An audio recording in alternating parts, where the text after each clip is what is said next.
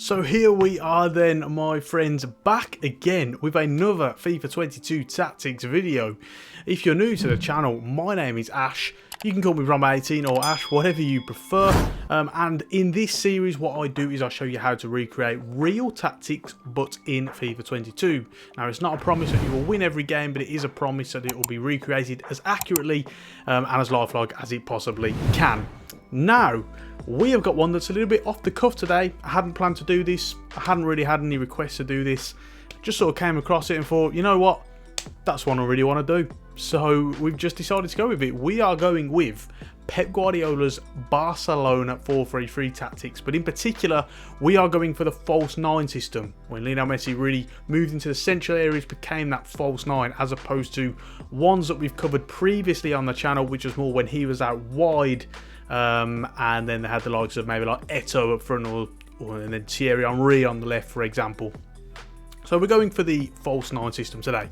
Now, before we do get into it, a couple of notices. As always, one, the gameplay that you're seeing above me is done using my real custom sliders, my realistic sliders, and it was tested on them as well. So if you haven't checked them out already, please do go and have a look on a video that's already on the channel. We're on V2.0 currently. They do improve the experience twofold. Second of all, if you haven't done so already, make sure to go and check out my Patreon.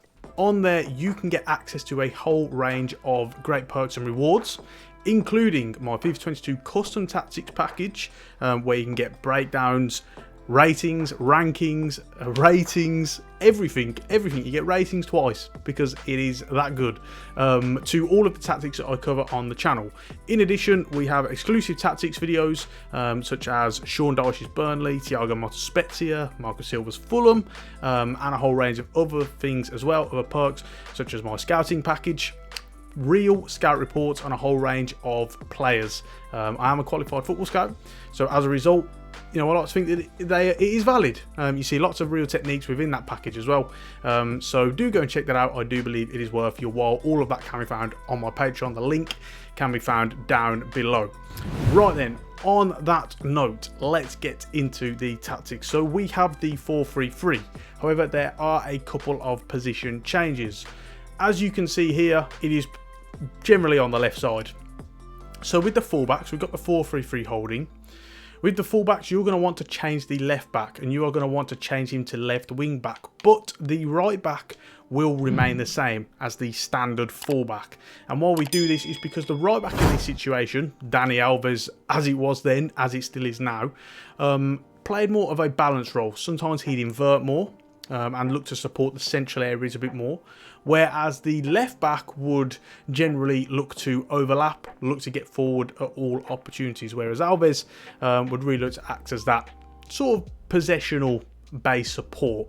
He would sometimes overlap, don't get me wrong, but sometimes he's also looking to come into the central areas as well. So that's what we're looking to do here, whereas getting him, the fullback, the left fullback, up to wing back, is going to get him further forward, and it's going to get him further wide as well. We also moved the left central midfielder up to Cam. That is Pedri in this case, but he's playing the Andres Iniesta role. What you have here is with the central midfielder, Xavi in this case, he was more that deep line playmaker. He'd spray passes from those sort of deeper positions, whereas Andres Iniesta did his best work in the more advanced areas. He'd get further forward into those intricate tight spaces and look to do his work from there, and that's what we're looking to replicate here by moving Pedri up to Cam. So what about tactically then? What do we have with the tactics instructions? Well, first off, with defensive style, we have press after possession loss, looking to implement that counter pressing system. On the original Barcelona Guardiola system that I covered back on FIFA 20, when we covered the other one where Messi was out wide, I had it on constant pressure, but I think that's wrong. You know, it is right to have it on press after possession loss. That's what they've always done. It's always worth bearing in mind, though, is that often their press was so good that they'd win it fairly quickly, particularly in those games where they were heavy favourites. And so as a result, you only really need it on press after possession loss anyway, but you can always instigate and complement this by activating the team press feature, which is left and then down on the D-pad on your controller. Up to defensive width, we have it on 30. It's the lowest you can have it on balance before it goes to narrow if you move it to 29 and below. This is to try and make it compact, but you also got to remember that because they're trying to press and they're trying to get out to the opposition quickly, that they want a bit of sort of support for that. So as a result, we go with 30, and that's going to give you something that's on the lower end of the balance scale. The depth is up to 90, giving you a very high line. Risky when you're playing someone like PK, but again, you're obviously trying to take control of the game as much as possible. It helps with that sort of that counter-pressing approach, but also, you know, looking to try and condense the amount of room that the opposition have to play in anyway. They really got to play passes quicker because your block is just naturally higher as a result. So what about offensively then? Well, we have slow build-up in the build-up play, and again, fairly self-explanatory, as is chance creation, very obvious. Possession.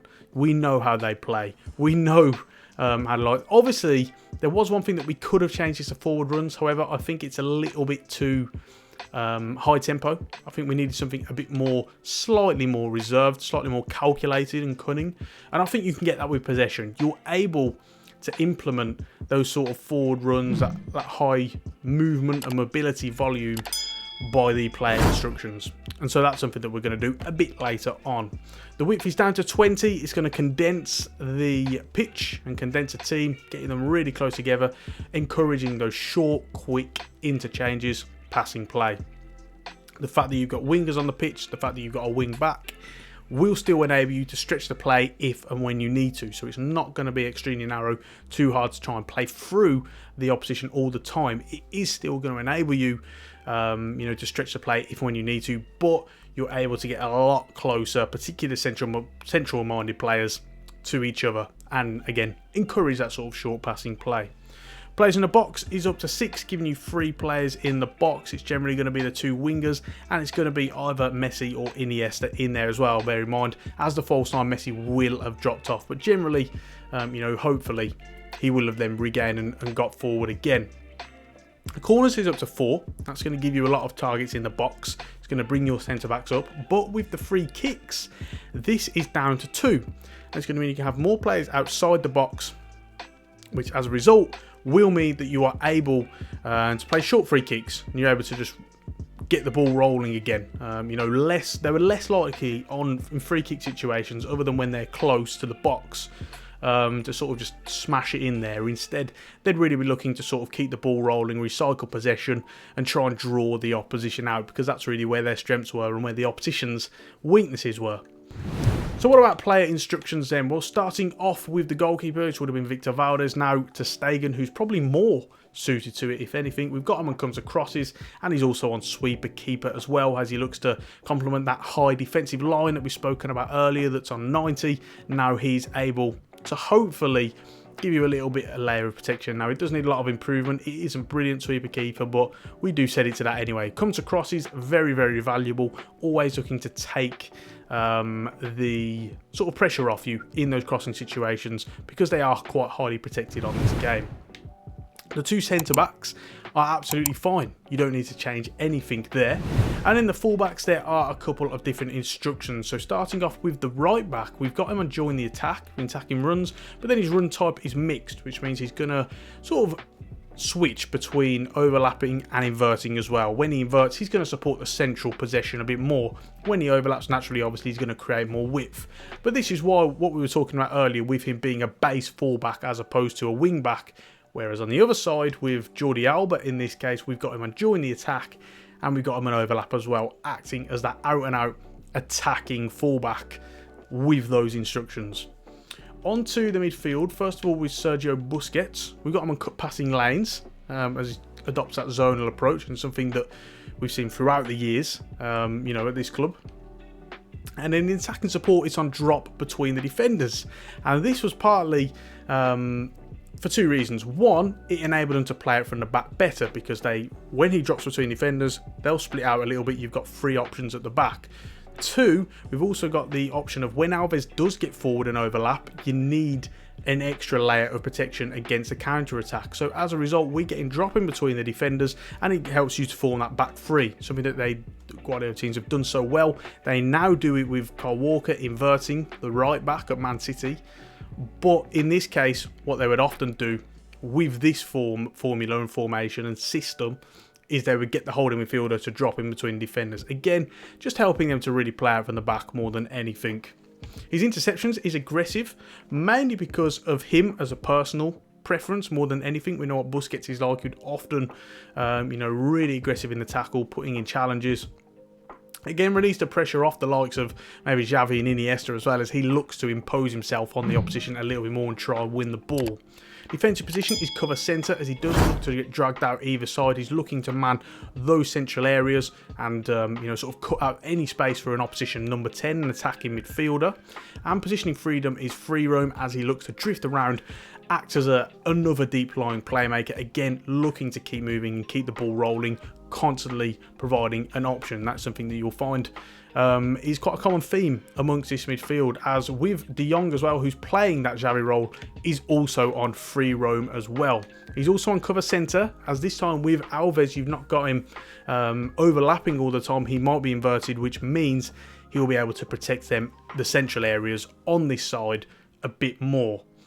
His support on crosses and attacking support, he's on stay back while attacking and stay on the edge of the box across. As we spoke about earlier, he is that deep lying playmaker, which means that he's not going to be venturing forward too much. That is the role of the 4 players ahead of him, of the wing backs as well. He is there to really spearhead attacking moves from a deeper position, and he also acts as a really reliable possessional pivot as well. Moving on to Pedri, which would have been the Iniesta role as that more attacking midfielder, playing in those advanced areas a bit more.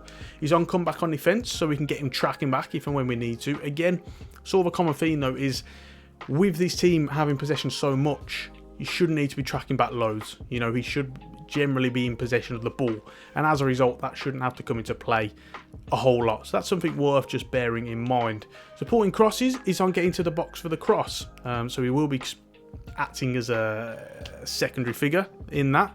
But then positioning freedom is free roam. Now what you find here is he's not just drifting out wide, he's also coming deeper. This is very important. You would find this with Iniesta, despite the fact when in the attacking areas he'd do his work in the advanced areas and upper third of the pitch. He'd also be dropping off, coming short, helping out the left wing back in particular and the left centre back to really play it out from the back.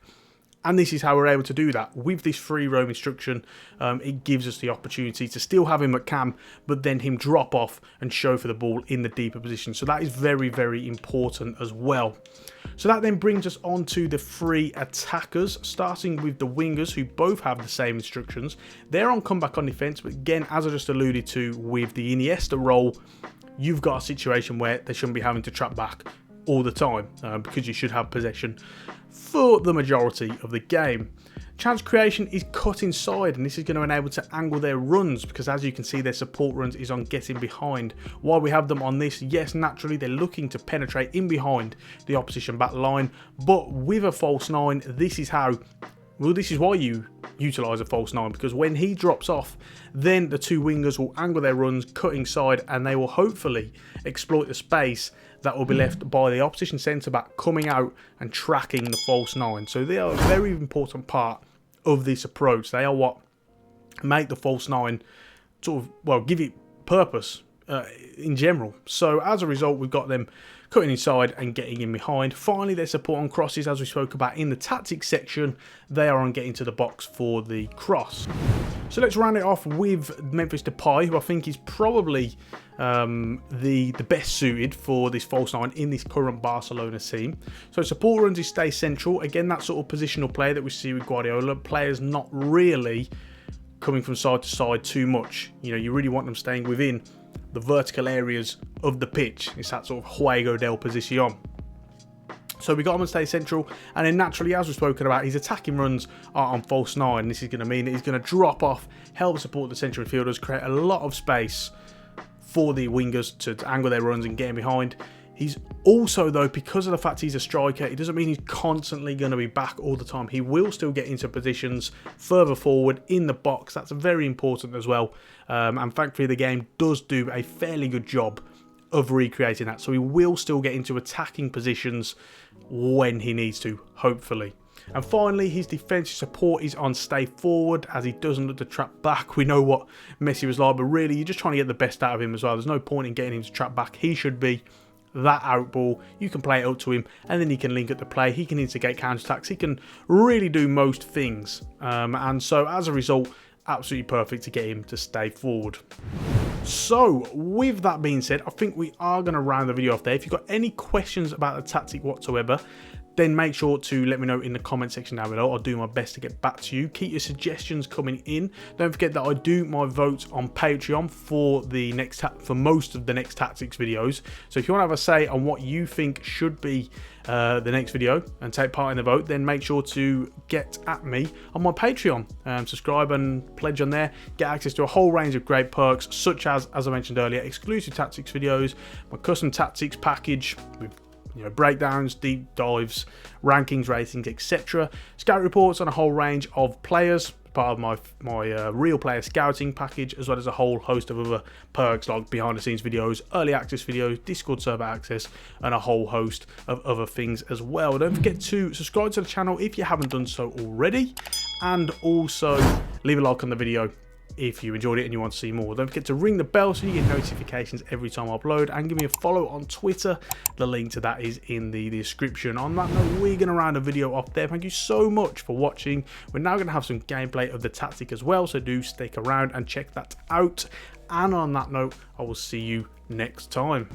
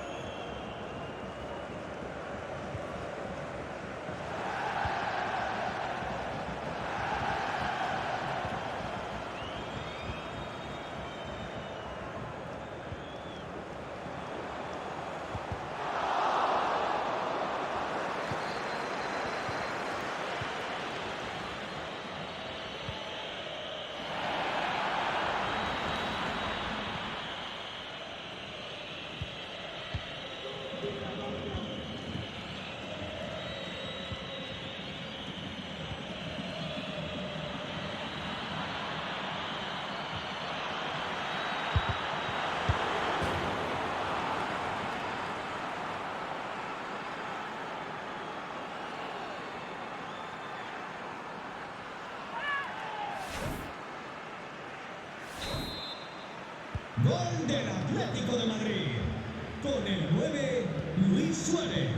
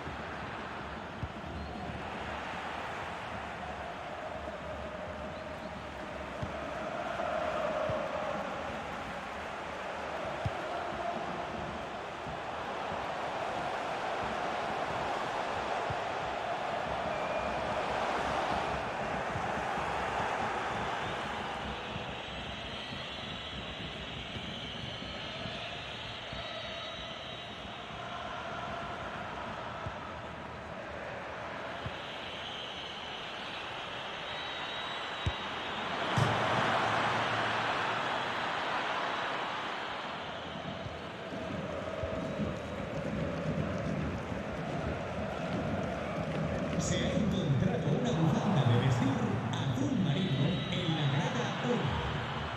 El dueño puede ir a recogerla a objetos perdidos.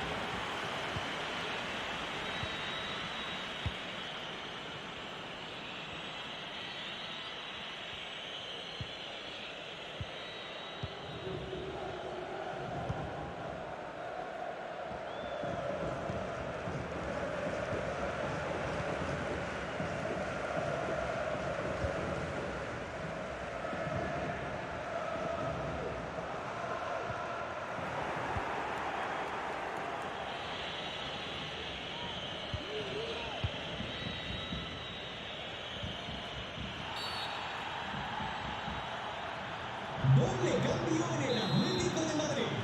Sale del partido con el 12, Renan Lodi, y con el 7, Joao Félix. Entrará en la cancha con el 21, Carrasco, y con el 8, Griezmann. Marca el Atlético de Madrid con el 10, Correa.